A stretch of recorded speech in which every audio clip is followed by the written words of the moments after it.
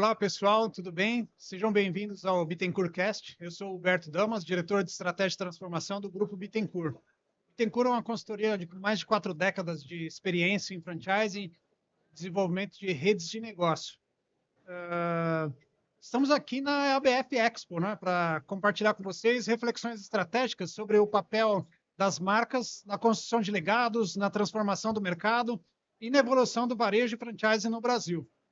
Hoje, um episódio especial aqui com o Bruno Arena, né, diretor internacional da marca Casa do Construtor, né, uma franquia super premiada aqui no Brasil. Seja muito bem-vindo, Bruno. Obrigado pela presença conosco. Obrigado. Queria agradecer em nome aí do Grupo Bittencourt e da Casa do Construtor por esse momento tão importante, para falar um pouquinho da nossa história, da nossa experiência e contando sempre também com um parceiro que a Bittencourt sempre participou também dessa nossa trajetória. Então, para nós é um grande privilégio, é um prazer estar falando aqui com vocês e dividindo um pouquinho da nossa...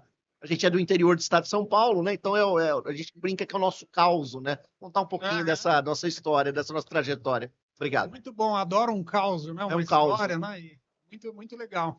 E para começar com o caos, então, Bruno, vamos lá. Eu queria que você compartilhasse um pouco da sua trajetória, né? Dentro da Casa do Consultor, né? Você já estava me contando aqui no bastidor que você migrou, né? De área para a diretoria da área internacional. Como é que foi sua trajetória na Casa do Construtor? Primeiramente, eu gostaria de dividir acho que a história em duas partes, né? Eu, como executivo na história, eu ingressei na franqueadora em 2012, numa recém-criada área de operações de negócios próprios. Naquele momento, a gente tinha em torno de 200, pouco menos de 200 operações e tinha em torno aí de umas 12 unidades próprias. Então, eu fiquei cuidando desse projeto durante 3 anos.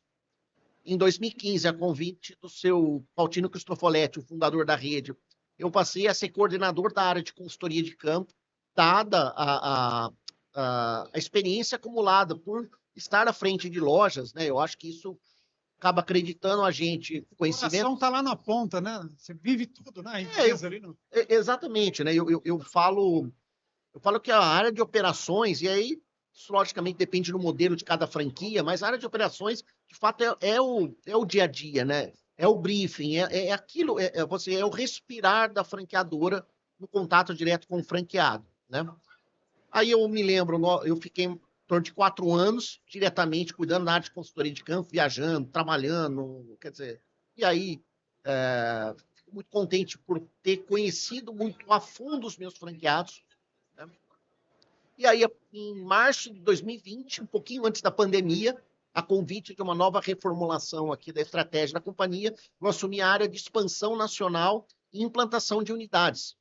E, nesse interim de tempo, surgia, a partir de 2018, né, nessa fase de transição da área de consultoria para unidades de expansão, né, eu como diretor de expansão, projeto de unidades internacionais. Creio eu, naquele momento, por fluência na língua espanhola e fluência no inglês, eu acabei recebendo esse convite ou essa missão. E, logicamente, esse negócio, depois de um tempo, ele virou uma spin-off. E hoje, né, na posição atual, né, eu deixei a área de expansão em dezembro de 2024 e me tornei diretor da área internacional, né? Eu acho que dessa história bonita, né? Eu assumi a cadeira com 260 operações e terminei o ano com 764 operações. Uau. Com CNPJs abertos, lojas operando. Quantos franqueados hoje tem a Casa do Construtor? Hoje, acho que é 303 franqueados, se não me falha a memória. 303 franqueados para quase 800 franquias. Exato. Na verdade, tem um dado, acho que é importante, né? Meu negócio é um negócio de capital intensivo. Locação de máquinas, equipamentos, é um negócio de capital intensivo. Sim. Investimento inicial, 12 meses, é em torno de R$1 milhão. O ponto que para nós é muito importante nessa estratégia, e tem a ver com a entrada do franqueado, tem a ver com o plano de negócios do franqueado, é que esse franqueado tenha pista para crescer, né? E pista para crescer para nós, Casa do Consultor, significa franqueado enxergar um horizonte de oportunidade, né? Ou seja, de ampliar a base de lojas que ele tem, né? Então, eu acho que esse é um ponto importante que norteia daí o próprio processo de expansão, entendeu? Vocês trabalham com exclusividade de território? Como você divide o território a pista, né? Como é que você define a Na quantidade verdade, de pista para... na verdade, Humberto, o nosso contrato de franquia, o território é preferencial, né? Então, o franqueado tem a preferência para a exploração da totalidade daquele território. Como é que a gente estabeleceu o território? Cidade, né? Então, Corta o município ali, ele é em cima do município. E é muito simples de estabelecer isso, porque assim, ninguém se discute aquilo que é um município, até porque o próprio IBGE ou os próprios dados públicos, né, já determinam isso. Então, a gente partiu dessa linha, né? Quando eu falo da pista, né, às vezes o franqueado está numa cidade, às vezes tem uma cidade vizinha, e que num plano de expansão, principalmente de um negócio de, né, um contrato nosso de franquia de 5 anos, ele tem a possibilidade de explorar o segundo, o terceiro município, ou mesmo um outro ponto comercial dentro da mesma cidade, como é o caso de algumas cidades que a gente já tem. Cidades do interior, né, como vocês começaram ali, elas costumam ser hubs, né, polos ali, que você pode abranger também. Você tem pista no entorno, né? Tem. E logicamente, assim, dado a quantidade de operações que a gente tem presente, você vai começando a enxergar, principalmente as cidades da região do sudeste brasileiro e do sul, onde cidades abaixo de um certo nível de habitantes, que é uma referência que a gente utiliza, tem sempre uma grande oportunidade. Não sei se nós no bastidor não tivemos oportunidade, mas eu sou franqueado da rede. Eu tenho 3 operações em 3 cidades pequenas. Então, isso foi uma experiência... Comprou o produto que você vende. Na verdade, surgiu uma oportunidade, eu me lembro que eu levei esse tema, inclusive, para a diretoria, de ser franqueado da própria rede. Qual é a coisa boa como diretor de expansão? Se o discurso de venda está alinhado com aquilo que acontece. Né? Isso foi muito bom, foi uma escola, porque muita coisa que eu achava que eu estava fazendo uma entrega de nota 10, eu comecei a perceber que não era tão 10 assim, e comecei a entender, de fato, com o olho do franqueado. Eu acho que esse eu acho a coisa rica do franchise em 2 prismas. O olho do franqueado, né? Ou seja, a gente respira pelo aquilo que o franqueado respira, e o outro lado da história é assim, mas será que aquilo que eu alinhei de estratégia, será que aquilo que eu construí de fato como franqueador se materializa na ponta? E aí a mensuração da qualidade do atendimento, do serviço, acho que isso é muito importante. Essa vivência como franqueado acho que é essencial, né? Muda muito. Que é diferente da vivência com operações próprias, né? Imagino. Eu posso dizer que eu surfei nessas ondas, né? Quando eu era responsável pela área de operações próprias, eu sempre defendia lá atrás a tese. Por isso que eu estou dizendo que é tese, né? Porque, logicamente, isso é uma ótica sobre um tempo específico. De que a diferença entre um executivo de operações próprias e um franqueado, que executa as mesmas atividades, no fundo era a mesma. Operacionalmente falando, sim, é a mesma. Se é um padrão, a marca tem que seguir padrão. Padrão de atendimento, padrão de entrega e outras coisas. Mas, ao longo do tempo, e aí me tornando franqueado, eu fui entender que a equação, quando o franqueado decide ingressar na franquia e investe, ou seja, eu coloco o meu capital a risco, isso muda o jogo. Isso muda o jogo. Eu não estou dizendo... É a sua própria pele, né? Eu não estou dizendo que... você está dizendo que o ser executivo não tem nada a ver. Eu estou falando que muda o prisma. Eu digo muito assim, né? Eu sou pai de 3 meninos, mas eu só fui entender a equação da responsabilidade de fato quando eu tive meus filhos. Claro. E a ótica da vida muda. Né? Você tem 20 anos, a ótica é, às vezes, comprar um carro novo, tá com um negócio legal. Mas... Não, quando você tem um filho, a prioridade é o filho. A prioridade passa a ser o filho. E aí muda tudo. Então, eu acho que essa contribuição, e eu acho que essa oportunidade, para mim, fez ver o franchise como uma porta, eu acho que multidisciplinar de oportunidade. Porque eu, como executivo, eu também posso ser franqueado, eu posso ser executivo, quer dizer, isso é muito rico, acho que é muito... Eu estava vendo aqui fora, vocês têm uma mandala da Bittencourt, que eu achei isso fantástico, né? Explicar o que é o franchise. É isso aí, entendeu? É o ecossistema de franchise, é o franqueado, é o franqueador, é as entidades, é o cliente, a estratégia de marketing local, porque tem tanta coisa. Um ecossistema ali, né? É muito amplo, né? Isso é rico. Esse é o ponto. como é que surge a internacionalização? Você estava lá desde o início, né? Como é que foi o drive ali para mudar a estratégia de Brasil?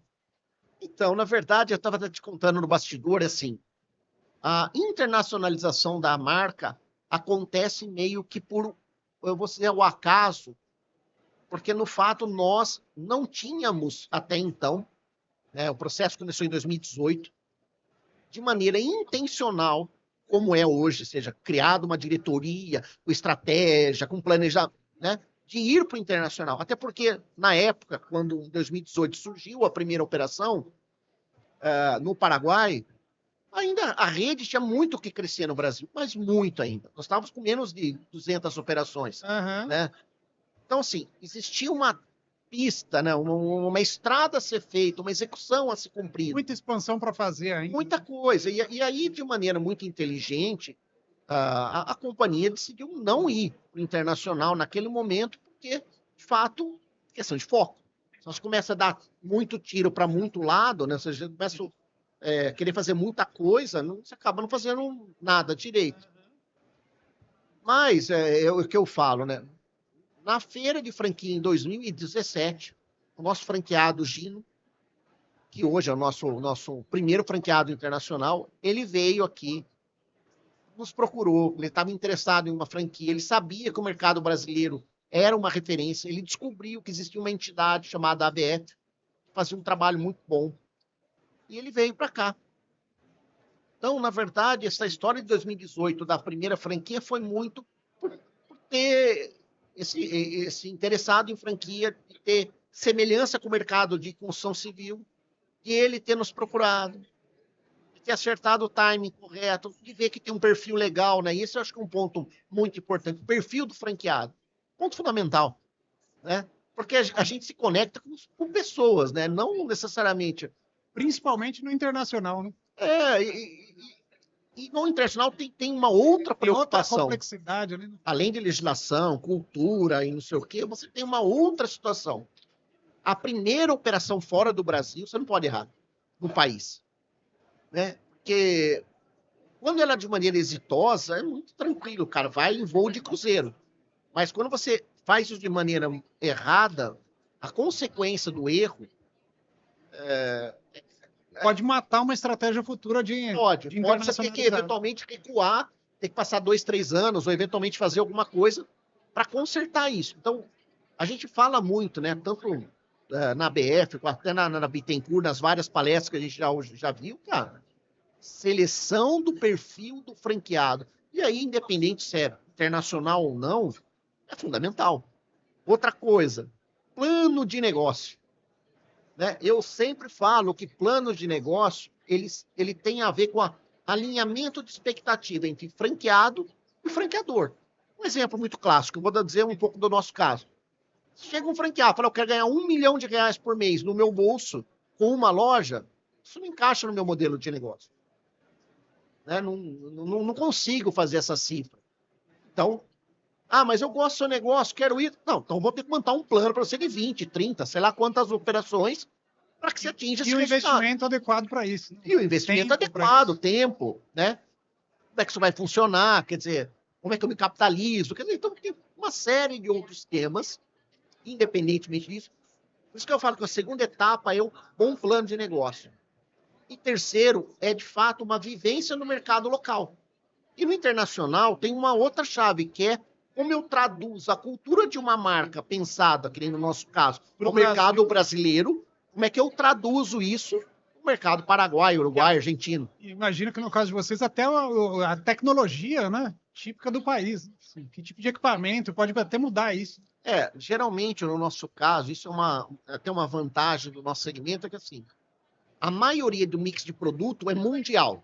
O mesmo martelete que aqui no Brasil, é na Europa, nos Estados Unidos, na África, na Ásia, é o mesmo. Porém, o que muda muito é a parte de concretagem, que aqui chama betoneira, bombas de concreto, lá chama hormigón. Né? E aí muda um pouquinho, então, essa parte de equipamentos para a parte de concretagem. E a parte de elevação, que é andaime, plataformas, isso acaba mudando um pouco. E aí tem uma legislação específica. Então, para a parte de mix de produto é mais fácil. O que é difícil é como eu trago a cultura de locação para esses equipamentos. Como eu informo que é possível locar o equipamento. Porque na maioria dos casos, as pessoas não sabem que pode fazer isso. Porque estão acostumados com o modelo de compra e venda. Então, esse eu acho que é um grande desafio, e aí tem a ver com um bom perfil de franqueado, de estar conectado localmente. Quer dizer, acho que esse é o... Hoje, qual que é o momento da rede? Você falou o seguinte, você falou 3 chaves aqui, né? O perfil do franqueado, e daqui a pouco eu falo do master, desenvolvedor, não, é o perfil do franqueado, um bom plano de negócio e o conhecimento do mercado, né? Estratégia de mercado local, que eu acho que é uma coisa muito fundamental dessa história. Né? Qual que é o momento hoje de Casa do Construtor nos países que você já atua? Quantas operações? Eu acho que Brasil, cara, assim, para ser honesto, Brasil, a gente já tem mapeado para até 2027 chegar a 1.000 operações. A gente vai chegar a esse número, porque já tem alguma estratégia montada, até mesmo com os nossos novos franqueados, com os franqueados que já estão, então já tenho aí uma estratégia, acho que muito bem consolidada e vem se comprovando número ano a ano. Os outros países, a exemplo de Paraguai, Uruguai e Argentina, e aí para quem está ouvindo isso pela primeira vez, né? São países pequenos em relação ao Brasil. Uhum. Então a dimensão do tamanho de unidade, negócio, ele é proporcional ao país. No caso do Paraguai, quando a gente traçou o primeiro plano, era chegar a 10 operações no país em algumas cidades principais. Praticamente a gente já está concluindo esse processo. E a gente descobriu que, na verdade, a gente pode ir muito mais além. Então, eu chamo de estágio 1. Então, no Paraguai já está praticamente concluído esse estágio 1, abrindo portas para um segundo movimento de expansão. O Uruguai, que é o nosso segundo país, ainda se tem um mercado, esse primeiro ciclo a ser feito, e agora a gente está entrando na Argentina, muito pautada naquela estratégia de crescimento de maneira circular. Né? Lógico, eu já tive propostas de ir para a Europa, Estados Unidos, mas precisa tomar um pouco de cuidado com isso, porque se no Brasil já é complexo, você tem uma franqueadora aqui no Sudeste, e aí você dá suporte para quem está no Norte, por exemplo, você imagina... Outro país com a barreira de cultura, de legal, de idioma. Você imagina você aqui no Brasil dando suporte nos Estados Unidos. Cara, não é um negócio simples, né? E aí, logicamente... A estratégia é igual, Uruguai, Paraguai, Argentina? Não. Você entra com master franqueado, com multi franqueado, com desenvolvedor de área? Como vocês entram? No nosso caso, especificamente, a gente entra muito com a estratégia de desenvolvimento de área. Até porque países muito pequenos não é a nossa intenção, isso é uma estratégia nossa, não existe certo ou errado, né? Claro. Acho que é um ponto que tem que ser esclarecido, né? Esclarecido, porque às vezes, mas isso é certo, não. Espera aí um pouquinho. Não. Para a casa do construtor. Para a casa do construtor, a nossa estratégia é focar em pessoas. Então, no caso do Paraguai, ter 2 ou 3 franqueados, Uruguai, 1 ou 2, Argentina, no máximo 10. São os números que a gente já vem trabalhando. Por quê? Porque a gente entende que a gente quer ter franqueados com mais operações, franqueados com mais unidades, e a gente quer ter um relacionamento mais próximo. Né? Essa é a nossa estratégia. Bom, como é que você traduz aí como área internacional, né? Os valores da companhia para um outro país, para um franqueado, né? Eu perguntaria, mas um franqueado que está num outro país, num outro tipo de cultura, um outro contexto, né? Eu acho que é muito simples, cara, assim, no nosso caso, né? Eu acho que, assim, valor tem a ver com um desdobro da cultura, né? Então, assim, o que é valor para a casa do construtor? Relacionamento de longo prazo, transparência naquilo que está sendo feito, cocriação, ou seja, eu crio, ele franqueado também cria, né? E, logicamente, por último, de maneira muito sintética, é sempre a filosofia do ganha-ganha. Acho que quando você estabelece esses 4 pontos principais, estabelece isso dentro do seu modelo, tanto faz você estar no Brasil ou fora, né? Os valores em si de quem quer fechar negócio não muda muito, né? Então, assim, a transparência, pô, não dá para fechar negócio se não é transparente com as pessoas. Como é que você cria relacionamentos sólidos de longo prazo se você, de fato, não abre para que um futuro franqueado seu possa também contribuir nesse processo de crescimento, né? Então, eu acho que são temas que são importantes nisso. Por isso que eu não vejo tanta dificuldade. Agora, uma coisa é o que está escrito, outra coisa é a prática. Acho que daí sim existe um depara, e aí a equipe executiva, o corpo da estrutura precisa respirar Você mesmo. tem equipe nos países ou você suporta via Brasil? Via Brasil por enquanto, mas nós estamos agora fazendo um movimento de criar unidade fora do Brasil, né? Franqueador fora do Brasil. Inclusive os contratos são assinados com o Brasil, então.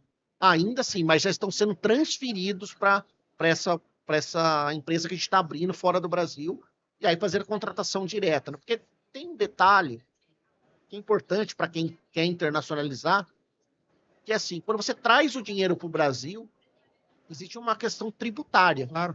E não é uma conta simples, é uma conta pesada. Então precisa fazer essa conta. No início, no nosso caso, não compensava ter uma empresa fora, mas agora com o crescimento nosso, né, a gente deve chegar a 20 operações até o final do ano, já se justifica ter uma operação ou ter uma estrutura mínima que seja fora do Brasil. E depois, logicamente, é crescer. Ô, Bruno, eu queria tratar de um tema de... nós estamos num país complexo, né, de operação. E os nossos pares, nossos vizinhos aqui, não são menos complexos do que o Brasil, né?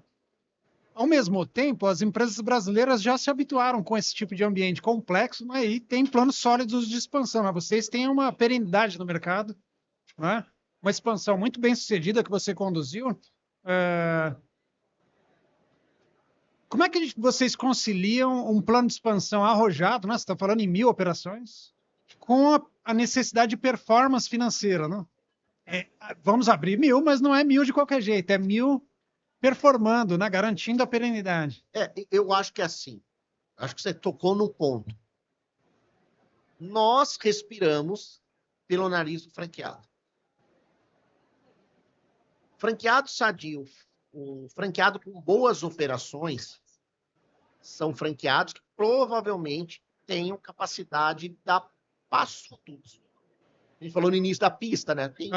Tem possibilidade. 70-30, né? Que a gente estava falando. No nosso caso, sempre foi 70% de toda a estratégia de oportunidade para a rede que já está, rede casa consultor, e 30% para trazer novos franqueados. Então, essa sempre foi a nossa equação. Agora, eu acho que aí tem a ver também com valores, que a pergunta anterior que você me fez.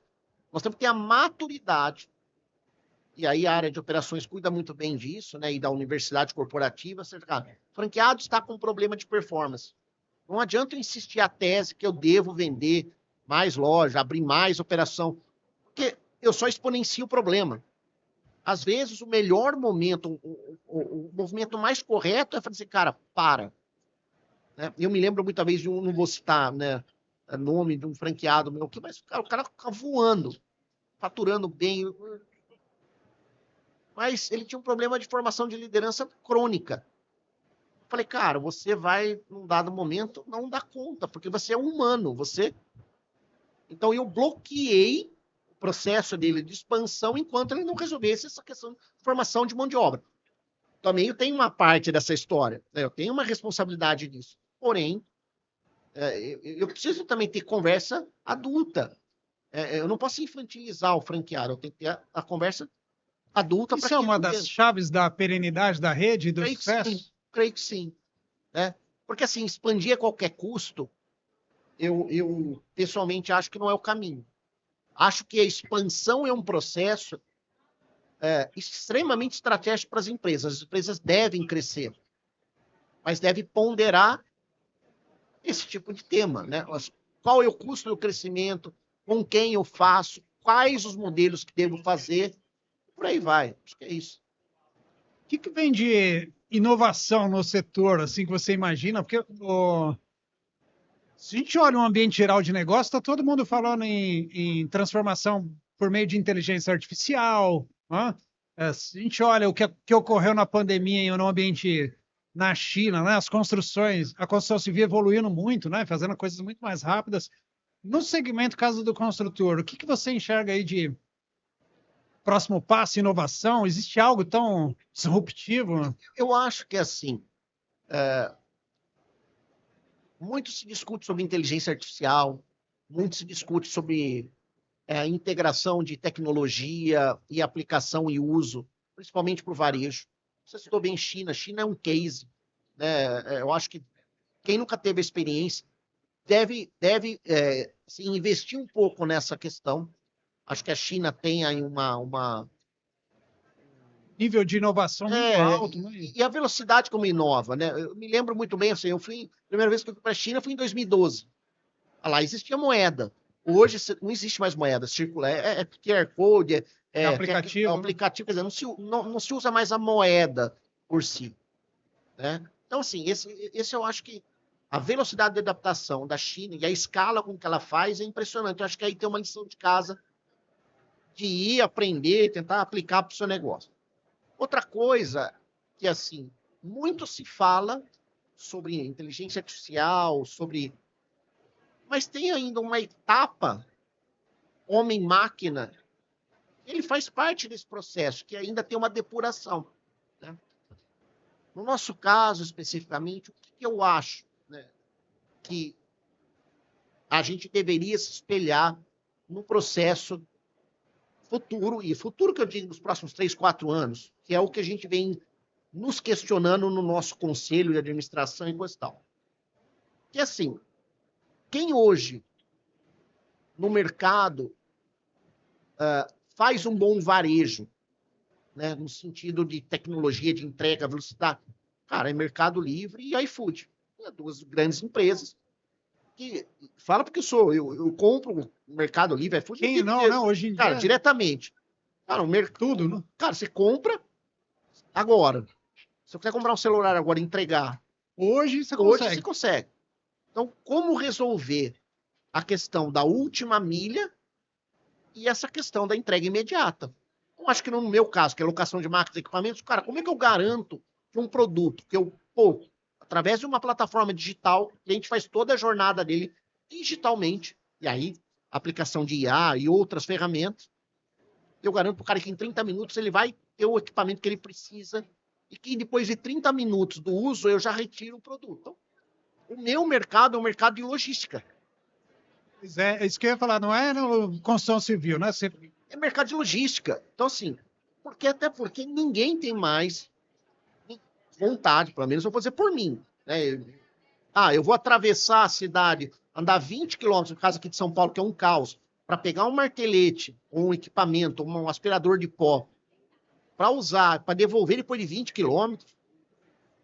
Assim, pelo menos eu entendo porque eu já vivo um pouco aí em São Paulo. Não faz sentido algum. O cliente paga um pouquinho a mais para ter. Exato. Então, assim, serviço, aquele serviço do take and go, né, tal, tá com o produto na mão, isso muda o jogo, né? Então, eu acho que assim, como eu traduzo toda essa tecnologia e resolvo essa dor.